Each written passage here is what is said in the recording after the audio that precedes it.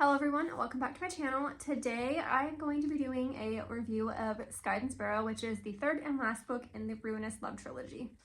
I'm going to say it right now, I rated this 5 stars. I am so sad that the Kane brothers have come to an end and that this is the last story that we are getting for this specific series.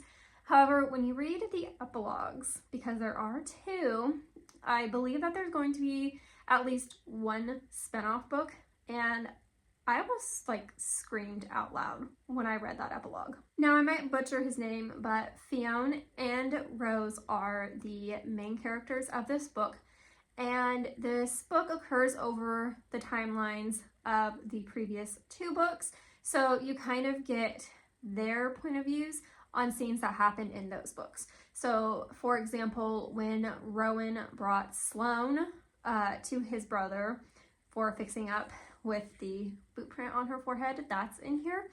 And then when they go and save Lark from what happened in their book, because Rose plays a very big part in that, and her getting out. And so you got the them going to find her, but then you also got what was the ending of that book into here. This was also very love at first sight in a way, and I love that they kind of just fell into this cycle that worked really well for them, and that they kind of accidentally fell into this relationship. It reminded me a lot more of Butcher and Blackbird than Leather and Lark did, and I don't know if that's just because of how the relationship is and that they're not enemies or anything, and Leather and Lark was the only enemies to lovers book in this series. But I think that Bryn writes the insta-love, love at first sight really well.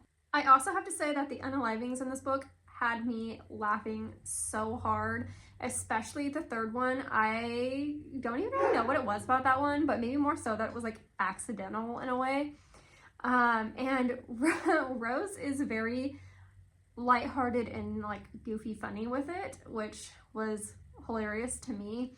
And again, she reminds me more of Sloane than Lark ever did. I also love that there were individual things that each main female character had. And so for Rose, it was tarot and being a motorcyclist in the circus.